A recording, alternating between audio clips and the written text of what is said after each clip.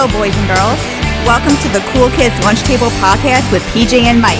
Now find yourself a seat at their table. Hey kids, I'm Mike. I'm PJ. And on today's show, we're going to discuss our favorite Sylvester Stallone films.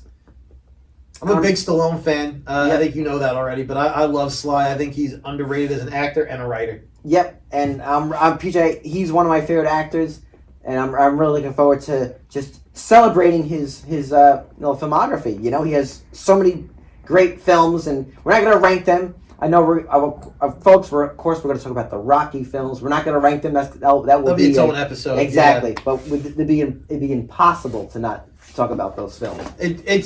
Honestly, for me, I'm such a big Stallone fan that like every one of his movies is number one on the list. Like I really am. I'm a big Stallone fan. I had a whole Rocky section of toys in the store that I love everything about his movies, and Rocky is one of my favorite franchises of all time. Yeah.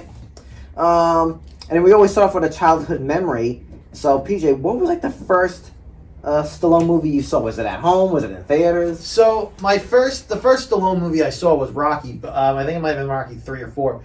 But actually, my first childhood memory of Stallone is not a movie. Really? It is a guest appearance on a children's TV show. Sesame Street? Close, okay. Actually. A little television program you might have heard of called The Muppet Show. Oh! He did an episode of The Muppet Show, and I couldn't tell you the whole plot of all the skits at this point, but two stick out to me. Yeah. One of them is Skeeter? Mm-hmm. His glasses, yeah. Yeah, he lets in fans that want to meet Stallone, but they're all Muppets, and they're like fangirl Muppets that think he's like the hottest thing in the world. Yeah. And Kermit's trying to kick them out, and and Skeeter has to like trick Kermit into thinking they're there for him, so he can sneak them into Stallone. Right. And then the other thing was, and then he finally gets them in, and all like the Muppets like faint because they're they swooning over Stallone. I thought that was funny, but then the other one is he plays like a gladiator, right, and it's a musical act, so I think he's singing in it, but he's fighting a Muppet lion, and they're in like it's so cheesy and stupid, but it's the Muppet Show. Yeah, it makes it work. Yeah, so it works, and like Statler and Waldorf are up top making fun of it the whole time, and he's in like this really cheesy looking gladiator costume, singing and dancing with this giant like puppet suit lion. Right. And I love the Muppets. I've said that a million times in this show. I'm a big Muppet fan. Right. So I own all the seasons. I watch them on Disney Plus when I don't feel like putting in a DVD. And I've seen this episode a handful of times. But I remember it as a kid, seeing it on like reruns. Whatever channel they used to play. I don't know if it was Nickelodeon, whatever. Right. And then I remember that from my childhood. And then of course the first movies, like I said, are Rocky. Yeah. That's a good one. For some reason in my mind, I could picture like him doing a skit with Gonzo and like him training him to like be a boxer. I don't know why. I can just picture them doing a skit like that. So my first Stallone movie I saw, it's got to be Rocky 4, man. Yeah. And all I can say, I remember watching it with my brother, and I remember, look, I was afraid of Drago, man. I was afraid of him. In the movie, he was a great villain. I remember just watching it on TV. Of course, it was like commercials, and like I remember just like taking pisses between like the commercial breaks and like running and like to make sure I didn't miss anything. And like I remember I watched the film, like I said, I didn't really see the first ones, but I could tell like he was friends with Apollo Creed, and like when he died, I was like, oh my god. And then at the end, when like he's like doing the training montage, and like I was pumped. I remember the commercials. They always right at the train they would have a commercial break. And then it'd be the big boxing match. That's my favorite training montage in all of the movies, when he's in Russia and he's just like trudging through the snow, pulling a carriage. He's like lifting logs. Yeah. I don't know. I just felt like you just can't help but watch that and not get pumped. It's just great. I love the music and everything. Oh yeah. It's like I don't know. And that's a Burning Heart, right? That's when they do that song. They did a recut of Rocky 4. I haven't seen it yet. Yeah, and I know they took out the robot in it, which is fine. I heard remember in the beginning of the film it had like two like boxes. The two fists, They took that out. Come on. I know, you could have kept that. Yeah, I think fine. it has more of like a fancier title card. But I'm really curious to see it. I haven't gotten a chance to watch it. I love Rocky 4. I love all the Rockies, but I think Rocky 4, in terms of which is the most fun to watch, I think Rocky 4 probably is. He beats communism, man. Yeah, You know, Rocky is the American dream. Mm-hmm. Yeah. So love Rocky 4. But yeah, PJ, we're gonna take turns just talking about our favorite films, why we love them with Stallone. So. You want to start off with your first pick? These aren't any kind of not any kind of order. Yeah. Let me ask you this: do we want to get the two obvious ones out of the way first, Rocky and Rambo, and then jump into the rest? That's fine. All right, let's do it. Because we know we're both going to talk about it anyway. So, look, first of all, Rocky.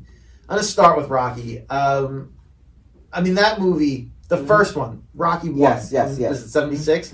Yeah. I mean, I don't. Again, I say we've said this a number of times. There's very few movies that you could call a perfect film. Yeah. We always talk about The Crow as being a perfect film. Right. Mm-hmm. I mean, Rocky is a perfect movie from beginning to end. I mean, it's a beautiful story. Yep. So much emotion and heart in it.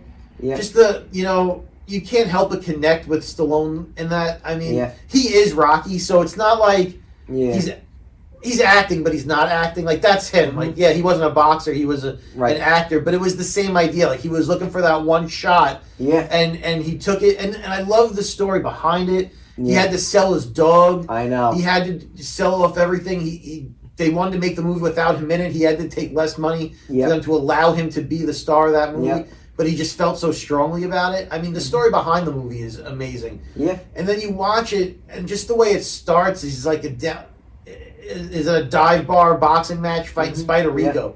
Yeah. Right. And you're like, this, you can't imagine the guy that you meet in the beginning becoming the star. And I don't know, it's just a beautiful, beautiful movie. Mm-hmm. The acting, Stallone is, I mean, he's just, you can't top it. But then you have, you got Paulie. Yeah. Mm-hmm. He's great. I mean, there's so many good things to say about it.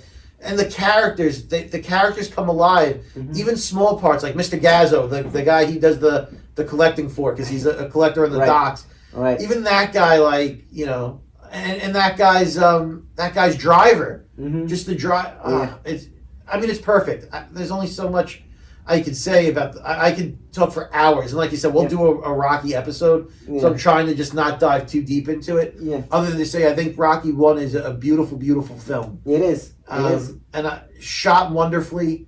The location. Perfect. Yeah. And I think,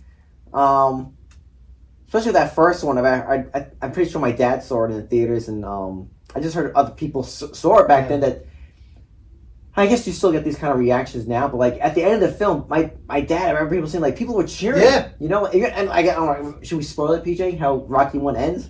I mean, I think the statute of limitations on the end of Rocky's past. Right, so he actually loses. Yeah, he loses, and he loses and wins at the same time. Yes, and there was that. So that's what anyway. It felt when the music swells and all that stuff, and they do that so perfectly because yes, Rocky loses the fight. Mm-hmm. And Apollo's in the ring, he gets his hand raised and everything else. Yeah. But you don't focus on that at that point. Exactly. He's just looking for Adrian. He's just calling, Adrian, I did the whole Yeah. It's just perfect. It's so good. Yeah, and it's like that song is so iconic.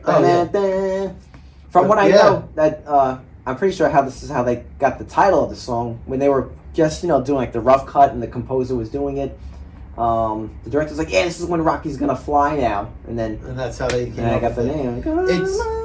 And then you go to the sequels, right? And again, we're gonna do a Rocky episode, so I'm not gonna dive into them. But Rocky 2 is a really, really, really, really, really strong follow up. People don't talk about. They don't talk about 2 as much as they should. I think it's not better than 1. Look, nothing is. Nothing's better than 1. Yeah. Right. But it's a strong movie, and it does really continue the story. Mm-hmm. In a way where it feels organic, it feels natural. Yeah. It's still a movie with heart and emotion. As they go on, 3 and 4 become action movies. Yes. They're not. They're not the same at all. They're not. I think Stallone would probably admit that. Yeah. Rocky 3 and 4 are not the same category genre of movie. Right. I think that, like you said, they become actually almost actually probably a perfect word. I was gonna say even more so like they're like sports movies. Yeah. The first is really more like a story. Exactly. Character. And so that's but that's the thing. Like they change and they're great. I love 3 and 4. Yeah. Mr. T is Clubber Lang. Yep. Yeah. This is perfect. I mean, he's great. He's such a great, well-written character. Yeah. In Rocky 4, like you said earlier, like Drago is the best villain maybe in all of the movies. Yeah. I mean, he's great. And then we got to Rocky 5, and here's the thing. It's not good. We know that. Yeah. He knows that, too. But what I did like about Rocky 5, and I think, in a way, it's kind of why it fails, is everyone got really used to those big over-the-top 3 and 4 movies, where they were action movies, sports movies. Rocky 5 goes back to the original tone of the original movie. I think that's what makes I think that's what makes that film work, and that, like, I guess the positives of it. The problem was he should have fought. I can't remember the guy. Tommy Gunn. Yeah. He should have fought in boxing, right? Yeah, that's it. And that would have changed the whole. Because then you could have had the second half. All right, or the last act. I'm getting the ring to fight him. And Exactly. So they had this street fight. And sue me for what? You know, Right. Touch me and I'll sue. Sue me for what? It's bad. Right. We get it. But I did like the fact that he did try to go back to that original feeling, which brings me to one of my favorite Rocky movies. Before we jump on to the next franchise, I love Rocky Balboa. I never saw it. I know. I haven't seen the Creed films either. So I'll save the Creed films for another episode. Right. I have feelings about those films, and whether they're good or bad, just feelings about those. But Rocky Balboa, if you only watched Rocky 1 and Rocky 2, and then jump to that as a movie that takes place that many years later, it works. Like, it works. It really follows up on those first 2 movies, and it picks up some of the smaller bits from the other ones, like his son and all the other stuff. It's a very well written movie. It's a Rocky movie. They do a good job in that movie of combining the feeling and the tone of the first Rockies, where they were more story driven, but incorporating the sports movie piece into it. And it does a really good job of meshing the two almost genres of those movies into one. And the fact that he's an aging boxer, can I spoil this one? Is it long enough that we could spoil Rocky Balboa? I think so, yeah. I haven't seen it, but that's okay. All right, if you don't mind. If you don't mind it. Yeah, Adrian's gone. I know that. Oh, okay. Yeah, I know that. He has nothing left. He opens a restaurant. People when that movie came out were like, he opened a restaurant. Yeah, but that's not uncommon for athletes. Michael Jordan has a steakhouse, chain of steakhouses. Yeah, Whitey Ford had his own restaurant. Right. And people missed Mariano Rivera. Yeah, people missed that when the movie came out. We're making fun of it like, he opened a restaurant. Well, he's an Italian guy who knows Italian food, and he opened a restaurant with his memorabilia around him. That's what athletes do. That wasn't out of the norm for... Clyde Frazier? Yeah. He has a... So that's when people, I think, miss the fact that he's an aging retired athlete, and that's what a lot of athletes did. And there's a whole scene about how he still has something left in the tank, and he needs to prove. And what people didn't pick up on that is, or maybe they did, but people hate on that movie for some reason sometimes, is Apollo says that, if you remember in Rocky 4, he goes, he's a warrior, He can't go out the way he went out. He has... that's all he knows. Right. And so it comes full circle when Rocky in that movie tried to talk the older Apollo out of going back to fight Drago. It comes full circle because now Rocky understands. He's like, this is what I know. I'm a fighter. Fighters fight. Right. And then there's a scene in the courthouse where they don't want to give him his medical license because Right. I can see that. That scene. There's 2 scenes in Rocky Balboa before we move to the next movie that I think are the best. There's the one where he's talking to his son in the street, and he gives that whole speech. It's not about how hard you hit, it's about how hard you can get hit and keep moving forward. Wonderfully written scene. And then there's another scene where he's in the courthouse trying to get approved. Well, it's not really a courthouse. It's a panel of a sports panel or whatever, right? He's trying to get his fighting license back, and they're telling him no. And he has this very Stallone-driven and passionate speech about how, you tell me to make a living, but then you won't let me make a living. And it's a wonderfully acted scene. I think the Rocky saga, from start to finish, even where there are some hiccups and missteps, is just a beautifully written set of films. Do we move on to Rambo? Yes, and people don't know this, that Rambo's actually first blood. Yeah. It's first blood. The first the first Rambo film is was it called? I think it was just called First Blood. Yeah, right? it was just First Then Blood. I think they changed Rambo it First Blood. Rambo First Blood, And it was based on a book. Yeah, It was an adaptation. they of a made book. some, and folks, before we go a little bit on, look up. You can find on YouTube this documentary footage of Stallone talk about how he made the Rocky films. It's an awesome one on YouTube, and them making Rocky 4, just how just from between just training, just working out, or just how things, just a story. But anyway, he talks about, there's another one where he talks about how he got First Blood, and they had to change some things in the book. And he says that there's actually, when they filmed the whole film, so I don't know if people know the premise of First Blood, but he basically this is a short version, PJ, correct me if I'm wrong, he basically comes back from Vietnam, and to make a long story short, he gets triggered, like a PTS thing, and then the town kind of is searching for him. So the police are trying to capture him, and he's basically attacked. He thinks he's back at Nam. And he's being under attack, and obviously there's a lot of political issues in it, and blah blah blah blah. And it's really good. So the movie's not like the sequels, where very much action films. It's almost very sort of just like Rocky. Exactly. Again, the first one is very story driven, and then that definitely turns into an action film. But the first one is very deep. It is a serious film, and he actually doesn't have any lines, and he said that was on purpose because he said while he was filming it, he's like, this ain't working, and he says we need to cut. He has very few. And he says just keep these bits in here because that's taking away the mystique of the cast really carries that movie though too, because you have Brian Dennehy as the sheriff. Yeah, and great. The movie starts off with him walking into town. I think he was looking for his friend, and he finds out his friend is dead. Yes, and he doesn't know where to go, and the cop sees him there, and he's just gives him a hard time, and tries to arrest him, and he's really treats him like shit, and that's what sets off, like you said, that PTSD. And he winds up going into hiding. They're looking for him, and there are some parts of that movie that really just stick out as memorable to me. Richard Crenna as Colonel Troutman. When he's in it's not the jungle, I guess. It's like the woods or whatever. And they're trying to hunt him down, and I guess somehow or another, Colonel Troutman, I forget, it's been so long, finds out that he's there, and they're like, they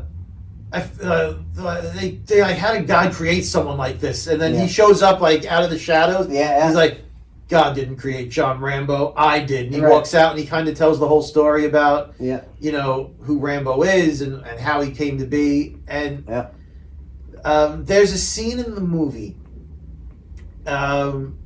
if you remember it, he's in hiding, but he's on his walkie-talkie or whatever, and he's talking about what happened to him in the war, and he's talking about how his friend was there, and they're in this bar, and this kid comes up to him with a box, tell him, don't open the box, don't open it. He opens the box and it explodes, and now he's like, I want to go home to my wife, Johnny. He's like, you ain't got no leg. And it's in a way you look at the acting and you kind of laugh at it the way. But there's some real emotion behind it. And that's one of the only speaking parts, like you said, of the movie where he really delivers the lines. There's that whole thing about how his friend dies in front of him and he's holding his dead friend whose body parts are missing.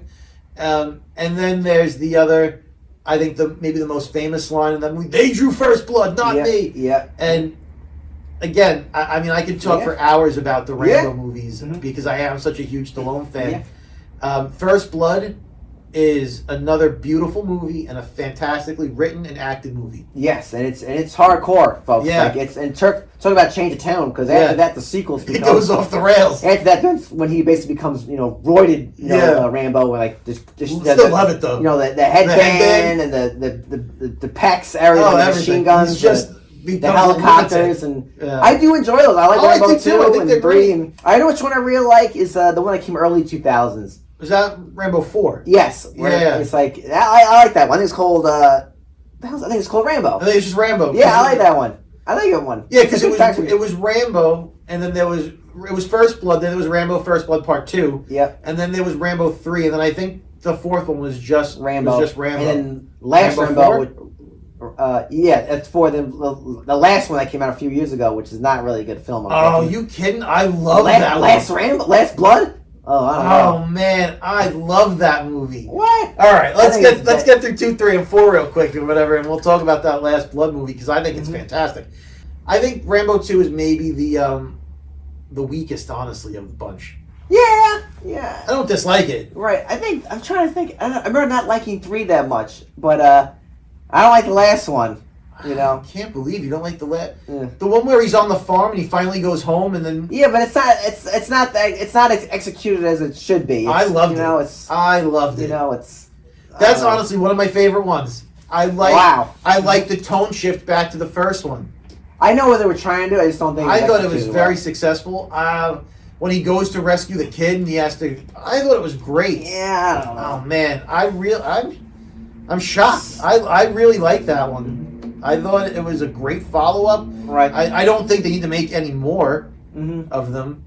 Yeah, I think that was a good ending. He finally goes home at the end, back to the Rambo ranch, and I really liked it. Rambo 4, the fourth one, Rambo, it might be the best of the bunch.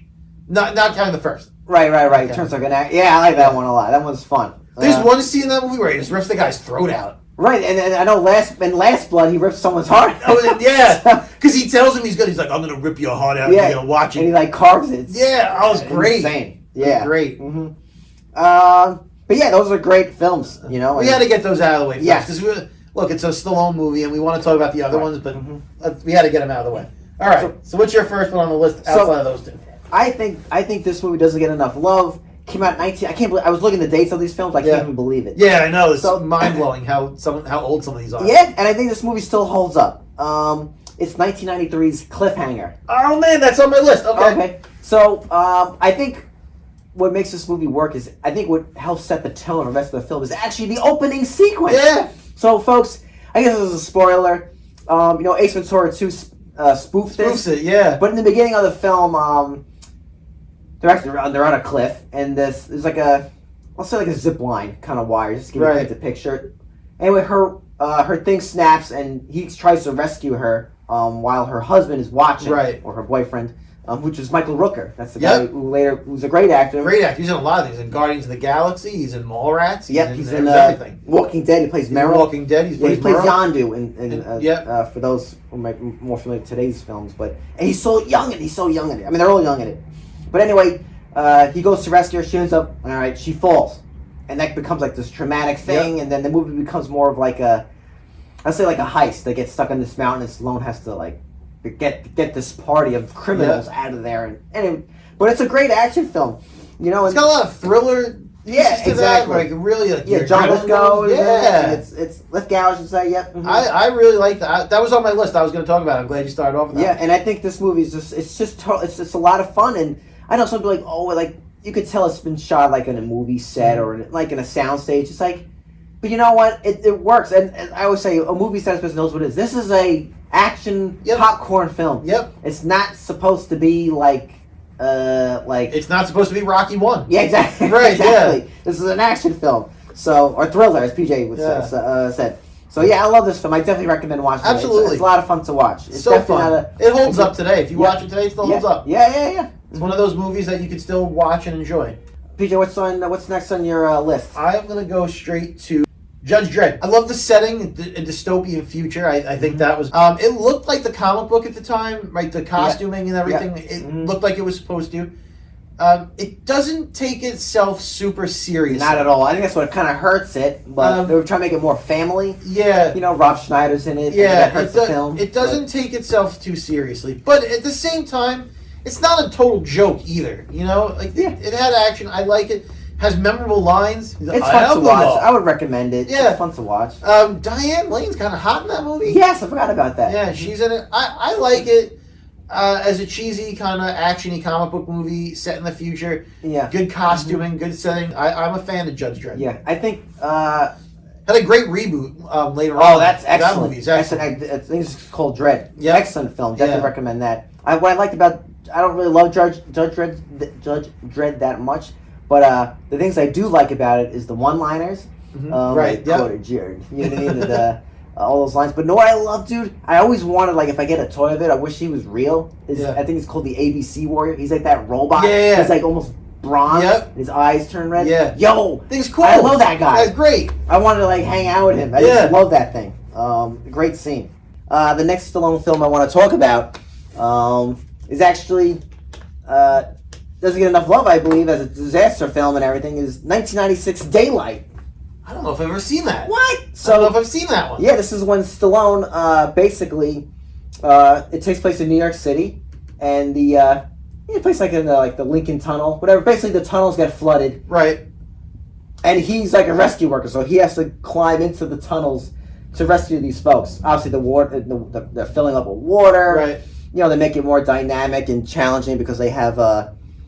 Actually, his son's in it. I'm just googling it to see what it is. Sage Stallone is in it. Oh, okay. Yeah, and inside the film, there's there's like one character's like a family, another one's like I think a prison bus is inside, and that gives it more. But yeah, it's a fun disaster movie, and doesn't get enough love. So yeah, I definitely recommend it. It's if you're into movies like Twister or like Almost like a Day After Tomorrow. Yeah, it's just like a survivor film. They gotta survive. He has to go in there, rescue them, and they gotta get out. That's it. Yeah. There's no real villain. I think there's he's not like fight. I don't remember if he fights anybody in it, but it's like at one point he has to like break into like the ventilation system. There's all these giant fans, so he has to like time it right. Right. So yeah, it's a cool movie. Mm-hmm. So I have a movie on here on my list that's actually a little bit newer. Okay. It came out in 2013. Wow. This movie, and I'm not gonna say it's like a classic star-studded movie or anything like that. Although it does have two big, huge stars in it.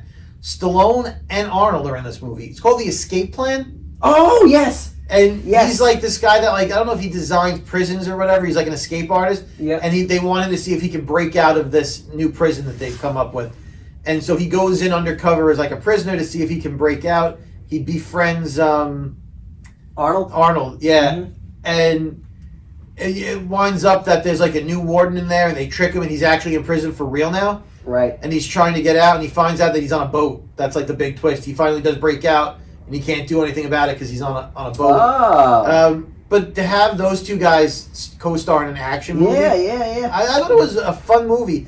I put a couple of notes down on my list about it. I never saw it, but I've seen scenes of it. It's really good. It had a great plot. Like it's simple. It's simple. That's what makes it such a good plot. Is he designs things. He designs prisons. He knows how to break out of prisons. They want to test the prison. Shit gets turned around. Simple, easy to follow. A lot of good action. A great cast. Mm-hmm. It has Stallone, Arnold, D'Onofrio. Oh. Jim Caviezel. Oh, wow. Sam Neill. Wow. And 50 Cent. Whoa. It's a big cast. Yeah. So that's what I'm saying. It's star-studded. It's got a lot of people.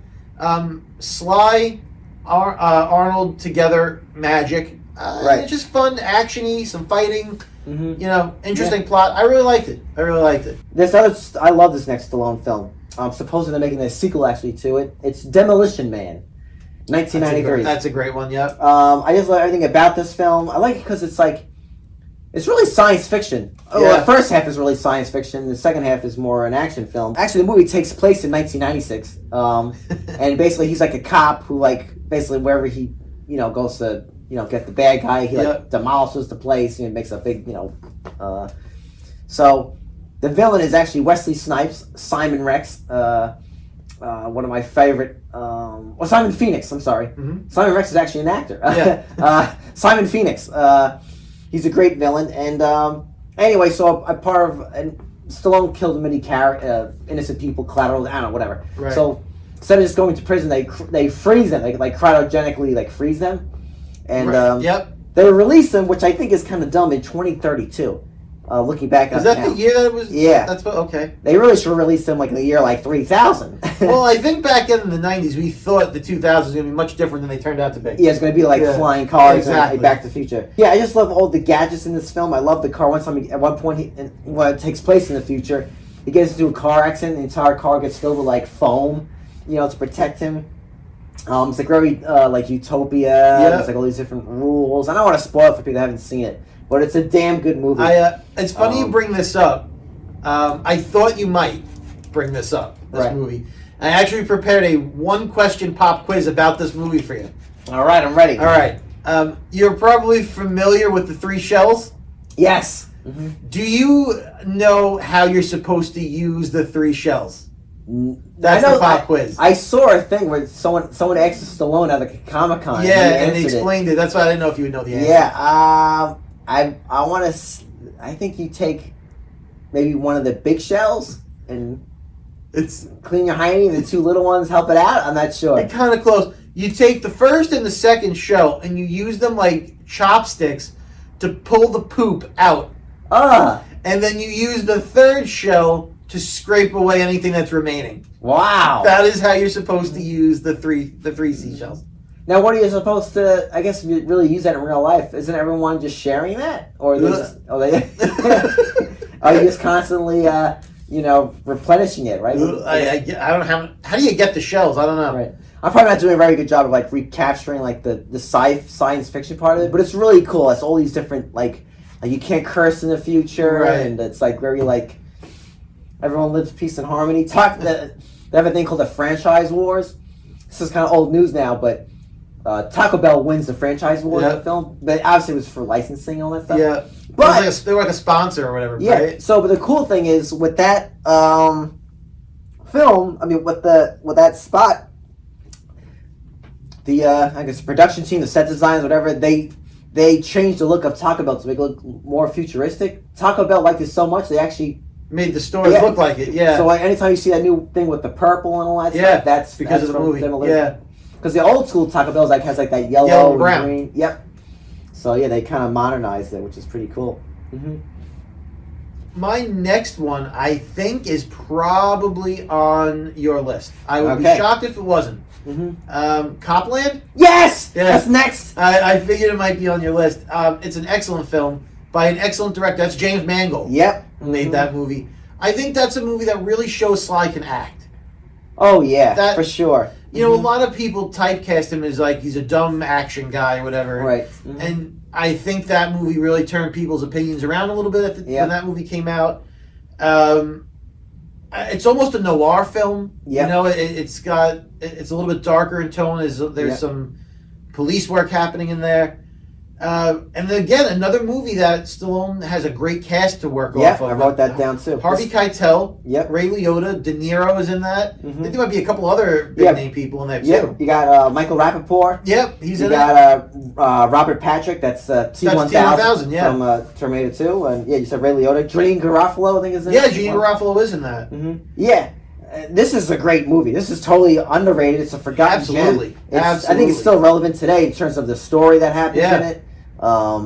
Basically, it's about cops who work in New York City, but they live in a small town in Jersey. Hence the name Copland. But there's some corruption, obviously. That's and Stallone is like the protagonist. He's the good guy, and he basically solves this case to make it simple. Yep. For the folks I think it's a well-written movie and a well-directed movie. Yeah. Mm-hmm. And those two things alone, making it well-written and well-directed, really lets Sly shine in that. Yeah. Great film. I recommend that movie. Absolutely.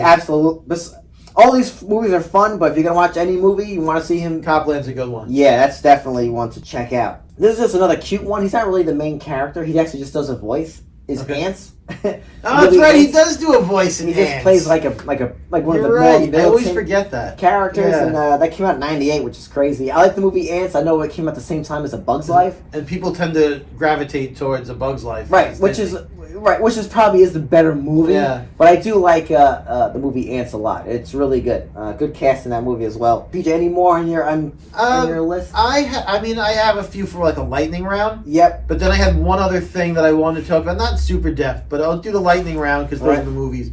The Expendables. I love the franchise. I think it shows that even at his age, he can still go and he can still be a credible, believable action star. I'm not saying those are his best films, but unfortunately, those are a misfire. They could have been awesome, but they are. Unfortunately, I don't not good. dislike them. I just think they could have been better. But I think it still shows, even at his age, that he could be. He can still do it. There was a movie I watched not that long ago. Came out last year, called Samaritan. Oh, I heard about that. Yeah, it was a pretty good watch. Again, not award winning, but he's basically like I don't know if you want to call him like a Batman or whatever, but he's like a super powered vigilante. that everyone thought was dead, but he's really not. It's still new, so I don't want to spoil it. I had a good time watching it. I think he was great in it. Over the Top. Oh yeah. Mm-hmm. I think that was fun. That's the arm wrestling movie. Lincoln Hawk. Yep. Mm-hmm. He has the trucks in it too, right? Truck, like a semi truck. Yeah. Yep. Mm-hmm. I think Get Carter is a movie. Yeah. I mean, I think we named his best films. Yeah. You know, what I mean, like, look, Stop or My Mom Will Shoot is awful, and Get Carter's not very good. I don't even want to count Suicide Squad. He plays the King Shark. You know what? Actually, I think is another really fun movie with him. Grudge Match. Oh yeah, he fights De Niro, right? He fights De Niro. Yeah, I never saw it, but yeah. Mm-hmm. Yeah. The one thing I wanted to talk about, and slightly more in depth, is not a movie. It's a TV show. Have you seen any of Tulsa King? No. Tulsa King is... Never even heard of it. It's on, I think, Paramount Plus it was on. It was on a streaming service, and I think it was Paramount Plus. And essentially, he's a mob guy. He was in prison, and then he gets released from prison, and he's sent to Tulsa by the mob boss. Right. And they was like, you're going to live in Tulsa. You're going to set up over there. Right. And so that whole thing is Tulsa is nothing like New York City. Right. So how is this guy going to build a mob empire in Tulsa? Right. It's a really fun watch. It really... I wouldn't call him a bad guy. Right. Mob movies are always tricky like that because they're by nature, the mob guy is the bad guy, but he's also the protagonist of the show, and you root for him to be the successful bad guy. Mm-hmm. But he doesn't often play mob people. This is his first real, I think, mob-esque role, and he kills it. He does a really good job in it. It is Paramount Plus. I double-checked. I don't know if it's getting a season 2 or not, but I would highly recommend giving it a shot if you have Paramount Plus network, or if sometimes they do those things where you get a week or 2 free trial. Yeah. If you get it and you watch it, I honestly don't think you'd be disappointed at all. It is really a very fun and interesting show. Oh, this is not a great film. It's actually one of his. It might be his first film. It's called The Lords of Flatbush. Yeah. It's like maybe we'll call it an independent film, a student film. So actually, Henry Winkler's in it too. Yep. For those who might know that name, where's he from? That's basically the Fonz. That's the Fonz, right? Yeah. It's basically just, I think, if I remember, I saw it once. It's like just kids who are, I think, graduate high school. They're actually all kind of like greasers. They're all wearing leather jackets, and it's basically he's playing the Fonz. I think before he even got that role. Yeah, but that's essentially what it is. Yeah. Yeah. So, but it's a pretty interesting. If you're a big Stallone fan, you want to see kind of him in the beginning of his real career. That's the movie to check out. The Lords of Flatbush. Mm-hmm. But, folks, I asked PJ in preparation we're going to have our own Stallone fight. Who would win? So it's Rocky in his prime versus Rambo in his prime versus Demolition Man versus King Shark versus Judge Dredd. And it's a battle royale. Last man standing. Who wins? Who dies? Who's left? All right. So I gave this some thought. Right. I really did. So I was going through the list, and my immediate thought was Rambo. Yep. That's my immediate thought, right? I'm thinking, he's the most badass of all the characters.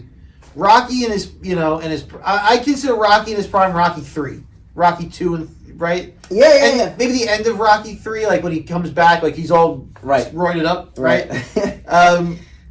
Because Rocky 1 and 2, he was not really... Right? Yeah. But I'm he's a boxer, and at the end of the day, if Rambo rips out a friggin' grenade, he's gonna win. Mm-hmm. Rambo's ripping throats out. Right. So I'm I don't think we could give Rocky the win here. Mm-hmm. So right off the bat, I think Rocky is unfortunately out. Right. So then I'm all right, who's left?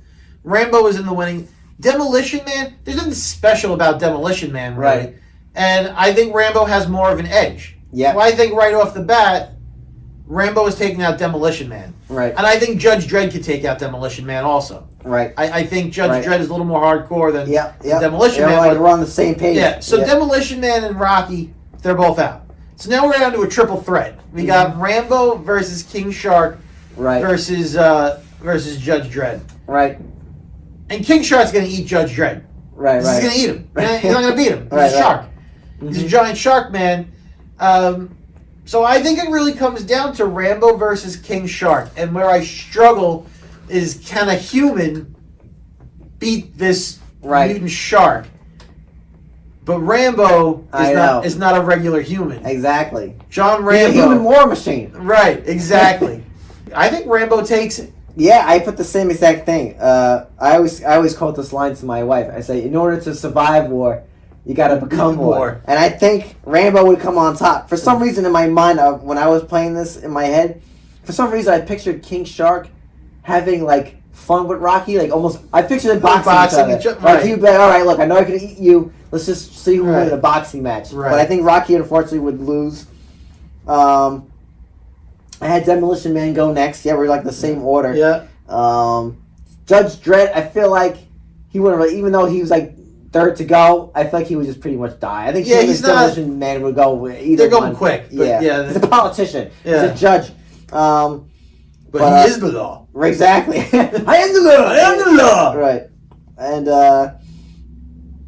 but yeah, I had Rambo, because look, if Rambo ripped out a man's heart in his throat, for some reason I can just picture him like going like ripping his head off. Yeah, like a samurai, or like a harpoon, and going like ugh. Yeah, right into like King Shark's like heart, or like ugh. I think he takes whatever it was he was fighting with in the beginning of Rambo 3. Yeah. Remember he was that stupid scene where they're like, doesn't he have like sticks or something, like that giant fight? I forget what the kind of fight it was. Mm-hmm. He's got those with him for sure. Right. He's got the guns. He's got like just a machine gun ready to go. He's gonna take them all out. I just picture him with that, like you said, with that, like his just body's just like sweaty. He has that like that headband and just blown like this. Like it definitely comes down to him and King Shark, and he puts the red headband on and he faces him down. And you know what? I don't think King Shark would disagree with us when we say Rambo. Exactly. Rambo would come out top in this Stallone fight. Before we close, PJ, I just want to stay with. I think I think the act. We talked about movie stars are kind of like a thing of the past almost, but I think what Stallone and Arnold were really good at is like, even they had some like these cheesy one-liners. They always pulled it off. Yeah. Like I don't know if it's just like a nostalgia thing, but like. It just seems so much better than like compared to like The Rock or Vin Diesel. Exactly, it just doesn't work. I agree. I don't know what the hell. Maybe it's just like kind of like the natural charisma. Yeah. It's the knowing their audience, what the audience wants to see from them. Mm-hmm. Some people try and go over the look. If you know what your audience wants and you play to that, it's going to make you a better actor because you're giving people what they want to see. And Arnold and Stallone both did that. Yeah. And they've both also shown they can act in more serious roles, which is what keeps them relevant. Because if they were just blowing shit up all the time, you get tiring. He was a voice. I forgot about this. John Rambo. He did the voice of Rambo in Mortal Kombat 11. Oh yeah. I forgot about that. Yeah. And like I said, in the future, we will talk about and we will rank the Rocky series. And I just saw, as we were wrapping up, there's a movie in pre-production. A sequel to one of his other movies. Is it Demolition Man? No. Cliffhanger 2. Whoa!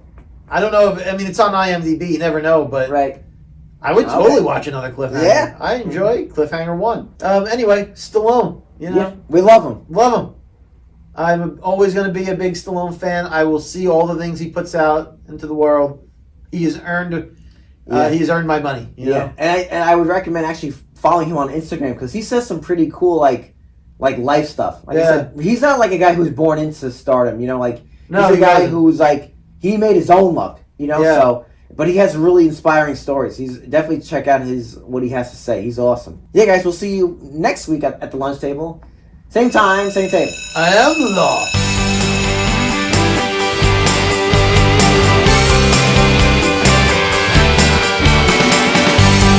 Boys and girls, lunchtime is over. For more information, visit their website at coolkidslunchtable.podbean.com. Follow the boys on all social media platforms. Just search Cool Kids Lunch Table Podcast. Now get to class before you get detention.